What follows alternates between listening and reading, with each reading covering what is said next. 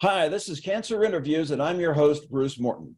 On our show, we highlight the stories of people who overcame a great deal to survive cancer. But what happens after one attains survivorship? For many, this starts a whole new chapter, and it's not always easy. Our guest on this episode is here to address that very subject. He is Tom Tressler of Cincinnati, Ohio. He is the co-founder of the support group Move Beyond Surviving. Now, let's hear what Tom and his group are all about. And Tom, welcome to Cancer Interviews. Thanks, Bruce. Appreciate being here. Tom, we start out the same way every time. We want to personalize our guests and find out more about their lives outside of cancer. So if you would, tell us a bit about where you're from. We already know what you do, but when time allows for fun, what you do for fun. Well, I'm in Cincinnati. I've born and raised here, never left, which is kind of native to us Cincinnatians. If we do move away, we come back. And most of my fun involves being outdoors, whether it's hiking, kayaking, biking, climbing. I just appreciate being outside a lot more than inside. So that's what I do with my free time, a lot of it. Now, we just went over our customary first question, and our customary second question is for somebody who's been diagnosed with cancer. We'll ask them, what tipped you off that you might have cancer? What tipped you off that something wasn't quite right? We can't do that for this interview, but in the same connection, I will say there must have been a time in which you had nothing to do with Move Beyond Surviving, in which Move Beyond Surviving had not yet become a thing, and yet it did. So if you would walk us through the chain of events that took you from zero, if you will, to where you are now as the co-founder of Move Beyond Surviving. Okay. Well, the concept and even the name Move Beyond Surviving started back in 2017 with a breast surgical oncologist here in Cincinnati, Dr. McLean. And she, like me, is very much an outdoor person and realizes the benefit of nature and also knows the benefit of exercise just in general, but specifically to cancer patients and how that can help them during treatment and especially after treatment. So on her own, she took a group of breast cancer survivors on a 5-day, 4-night backpacking and whitewater rafting trip one year. The next year, she took another group backpacking and rock climbing. And these were individuals that were struggling with their survivorship and not really thriving at all in life, basically making it from one day to another, just existing. One told me she was living like a victim. And I've met half of these women maybe, and to a person, they tell me that it was life-changing. It made all the difference in the world, and they felt that they could get back to it. So anyway, Kelly did this, and people pointed out to her, and she realized that this had the basis for a nonprofit, but she has the side hustle of being a breast cancer surgeon and didn't really have the time, nor was she experienced in nonprofits. So I just happened to meet her, and she told me about her trips, and like everyone else, I said, that's a nonprofit waiting to happen. And I knew the benefits of being outside and exercising outside myself. And although I was completely naive to cancer, there's no cancer in my family, and I've known a few people, but I knew nothing about it. And when it came to breast cancer in particular, I was of the mindset, wow, the treatment's so great now, results are so great that you go through the treatment, you may have that mastectomy. That might be a real downside, and I can understand that. But then life goes on, and everything's back normal. And I was quickly corrected on that, and have learned that journey never ever ends. And it's not just, of course, for breast cancer, but for any cancer, patient, that they get through the treatment, and there's a whole nother chapter in their life that they have to adapt to. So that's how we started. By the way, we're confident you'll be able to learn some tips and tools to help you through your personal cancer journey or your survivorship journey. But first, we'd like to invite you to please give us a like, leave a comment or review below, and share this story with your friends. Kindly click on the subscribe button below and click on the bell icon so you'll be notified the next time we come out with a new cancer interview. And if you or a loved one are facing a cancer diagnosis, please click on the link in the description and show notes below to check out our free guide, The Top 10 Things I Wish I Knew When I First Got Cancer. Now, Tom, Move Beyond Surviving certainly sounds like it is breast cancer centric. In your experience, what are the most difficult components? You had mentioned that you talked to some people who said they feel like a victim, but what is a worst case scenario for someone once they get into survivorship, because that's part of Move Beyond Surviving's reason for being? It's very simply, they basically stop living. And when I say living, I say fulfilling life. They hold their breath. They're looking over their shoulder, the betrayal they feel by their body, just the anxiety that they, coming up on what's going to happen next. And there's no proactive treatment anymore, right? They may be on a maintenance type of plan, but they're not actively fighting it anymore. And some of them told me they felt like a sitting duck. And so that's just a huge challenge. It's compared to PTSD. So there's and the more I researched on PTSD, when I've heard that comparison, the more that's dead on. In fact, some clinicians just say it's PTSD. They don't say it's similar to. So that's a big component of survivorship, at least in the beginning, till they figure out, hopefully, how to move on to thrive. We had talked about MBS perhaps being breast cancer centric, but is MBS to any degree reaching out to people with other types of cancer? Because one would think that they would go through the same thing or could go through the same thing. We're not reaching out right now in that we are still new and we're trying to figure out what's going to do best for this organization and the people we're serving. But the number one question we hear from across the country is, do you serve other people with other types of cancer? And we don't right now, but clearly it would apply. And clearly that's something that we have to take into serious consideration when we get our firm footing with what we're doing here locally. Now, so it would apply. I mean, go ahead. I'm sorry, go ahead. I was just saying, I don't understand why it wouldn't apply to as far as the benefits apply to every person that's going through the cancer journey, because there's so many parallel, similar threads. Tom, this is going to be a pleasant question in a topic that is unpleasant, cancer, but you have already referenced how you and Dr. McLean have used the benefits of the outdoors, nature, as a form of therapy for those who are just embarking on their survivorship journey, if you will. If you would, get into some more particulars about how getting out into nature helps in this situation. Just nature itself. And let's just say you go to a park and sit on a bench. There's a calming effect and there's a physiological effect on your body. You're disconnected from the concrete and the phones, hopefully, and all the hustle and bustle and the vehicles and just the rush of life. And you're back to basics and you can reconnect with your body and your mind and your spirit and forget about all that side stuff. And it kind of puts things back to perspective. And that's literally just being in nature. I mean, it's been proven that it lowers blood pressure, it lowers cholesterol. There's so many things that are benefits just to being in nature. Then we take the exercise component, and that in itself, I mean, I don't think there's anybody that's going to argue that exercise isn't a benefit to every single one of us, right? So we're adding exercise to this in nature. So there's two benefits. And then what we're doing on top of it is we're making it challenging. We're not just doing something for the sake of doing it. And part of what these survivors need to be able to do is overcome challenges, because life doesn't stop because treatment's over, right? And we all know the challenges just keep coming and coming. And I understand when you go through that challenge, that battle, and when you're on the other end of that, it's a kind of like, I can't do it anymore. I can't face another challenge. I don't want to do this. I mean, remember back in the college days, staying up all night for an exam.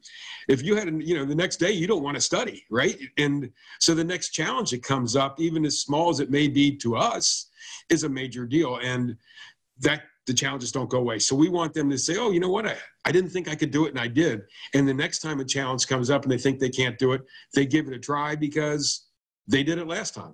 And so that's combining all these things. Then the benefit that we knew is there, but we don't structure around it, is the peer support that happens.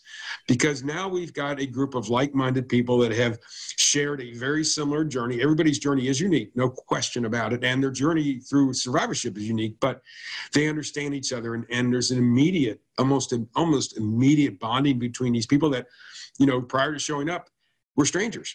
And so they feel confident, and they don't feel like there's any chance of failure, because that's not part of this program. No, there's no failure. If you show up, you've succeeded. And I look at it like, if you register for one of our events, well, that's a step forward. You succeeded. If you show up to the event, that's a step forward. If you actually participate in the challenge, you succeeded. You've met that challenge. You may not climb to the top of the 40-foot rock wall, but you gave it a shot, and that's a win. And the support that I saw from the survivors every time we do something is just, it's inspiring. And it's humbling to me because, like I said, I've never been through the cancer journeys, and I don't know if I would have the inner strength and the courage and everything that these people are showing me. I don't know if I have that. I hope I never have to find out, right? But it's something else. Our guest is Tom Tressler of Cincinnati, Ohio. He's the co-founder of the support group Move Beyond Surviving.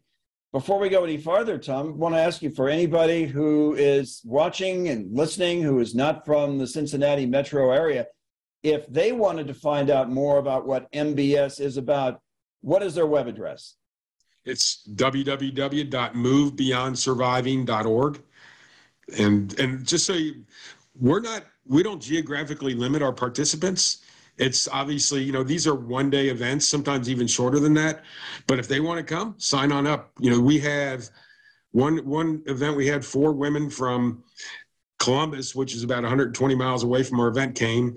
3 women from Dayton, Ohio came. That was about a 75-mile drive. So somebody's considering coming from the Chicago area to our next event. And somebody from Miami, Florida, said that they're interested in coming to one of our events. So everybody's welcome. It's just, if you can get here, great. 2 questions regarding what you're doing and how it can affect others. Can someone go to your website? Let's say they're in a far off place. I'm in Denver. That's a long way between Denver and Cincinnati. But can I learn about the concept of incorporating nature into the post-treatment piece? Is that possible through your website? Yeah, we have a decent explanation of that. I mean, how deep you want to dive it's our good friend Google, but on our website from the history of what we did to why we're doing it and the effects of nature and exercise and challenges have. So there's some component of that in our website, yes. And as for the exercise at your events and the exercise that you or Dr. McLean may advocate, is this extremely rigorous exercise, or can the person participating, can they kind of regulate the degree of just how rigorous it is? It's kind of go at your own speed. Now, if we go on a 6-mile hike and we're halfway through it, you're still on a 6-mile hike, right? I mean, either you go back 3 miles, but there's no rush, and we plan for that. If it was just me going on a longer hike, I'm going to accomplish it a lot more quickly than our group would. And we take time to enjoy the views and bond with each other, and we take lunch breaks and as much as we need. And the support of everybody participating wouldn't allow us to do anything else but that. They're going to rally around anybody that needs a hand or needs a break. And we kayaked. If you want to go back to land, you can go back to land. If you're climbing a wall and you want to stop and rappel back down, you can go. You showed up. And then the support that you're providing to all the other survivors there is just fantastic. So it's challenging, and not everybody can do everything to its fullest potential, but that's not the point. As we've established, this is something that, even though your group started out as trying to resonate with those who have been diagnosed with breast cancer, we've established that this is something, this post-treatment phase is something that can be part of anybody's cancer journey. What if someone isn't all that outdoorsy, or they're not into exercise as they should be? How can MBS reach somebody like that? Well, we rely on a number of things. Word of mouth from our former or current participants, and some of them fall into that category. Literally fall into the exact category that you told me, and they were either finally realized I've got to make a change, or they were gently nudged by either a family member or their healthcare providers. So it's coming from everywhere.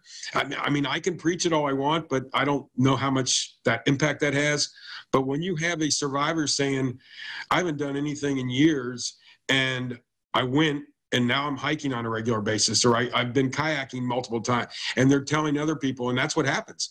So we see this mix of return participants, bringing along new participants that were hesitant. And our challenge, I guess, in the catch-22 is I believe that the people that would benefit most are also the least likely to come, right? So the more challenge you're having with the survivorship end of this, the less likely you're going to be able to get over that hump and sign up. But they're doing it. And so I've been pleasantly surprised, but I'm sure there's many that have started to press register and then backed away from it.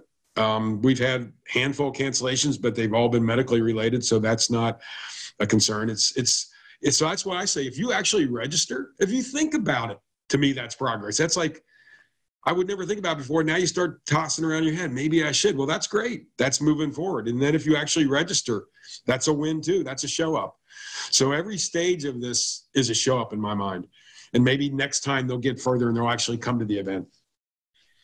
Tom, I don't know if there's a way for you and Dr. McLean to track this, but I'll throw it out to you because I'm interested in your answer if in fact this is something you can ascertain.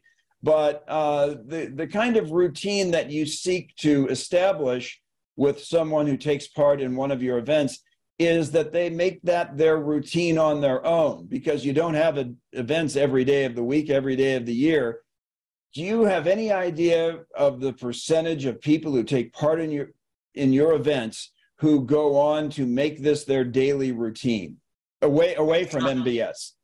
We haven't officially tracked that yet, but we're hearing from them, and not everybody. And some of them were active before, but now they're doing more outdoor stuff, or they're doing the more challenging versus just going for a walk on a bike path.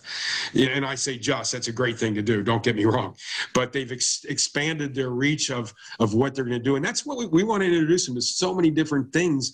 And for me, like, I don't have one go-to, and a lot of people don't. So, well, okay, one day you go hiking, maybe next day it's a bike ride, maybe this winter you go skiing, or you go rock climbing, or you get in a kayak or a canoe or a paddleboard. So if you have more options, it just opens up more doors. And are they doing that? Yes, because we're hearing about it, and it's kind of neat. They're excited, like they're starting hiking, and then they're putting on their Facebook page, hey, I just did this hike, and they're getting together and doing hikes together, and they're kayaking together, and we didn't know if we'd see all the benefits being obtained that we knew were out there, but they are. Tom, we always start our interviews from the same place, and we always end them from the same place. And so I'm going to ask you with the question, I'm going to finish up with the question that we always conclude with. And the answer to this question is going to involve your being a bit redundant. But I don't think that being redundant here is a bad thing, because all the information that you have, all the information that you've imparted is stuff that can be very helpful for those on a cancer journey, whether it's breast cancer or another cancer. But our final question is, if you ran into somebody, say later today, you had a private audience with them, you're talking with them one-on-one, and you found out that they had just entered the post-treatment phase, and if you wanted to spread the gospel for what MBS does, what would be your message to them? What would you say to get them involved in what MBS does? I would say just get out there and try it. And the more you're afraid to try it, the more you should try it. And it's ironic you say this, because last night at a basketball game, there was a bar, draft bar thing, and I was speaking to the woman pouring a beer, and she told me she's a non-Hodgkin's lymphoma survivor, and she asked what I did, and I told her, and she was going to our website, even though she's not eligible for our particular events yet. She said she just loves the idea, and she's going to look and see what we're doing, and she's going to try it to herself. And that was literally in a 10-minute conversation. So that's what I would say. Go out there and try it. You know, there's no regrets in trying it. There are regrets in not, you know. Excellent, Tom. Thanks very much. We appreciate it. And before we completely wrap up, one more time, that web address for somebody who might like to go to your site. It's www.movebeyondsurviving.org. Excellent.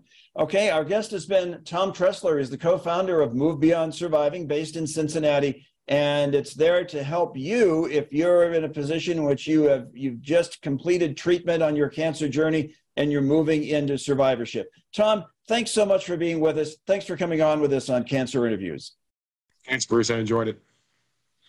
And that's going to conclude this particular episode. And remember, if you are on a cancer journey, you or a loved one, you are not alone. There are plenty of people out there like Tom Tressler, like the aforementioned Dr. McLean, who are in a position to help you on your way.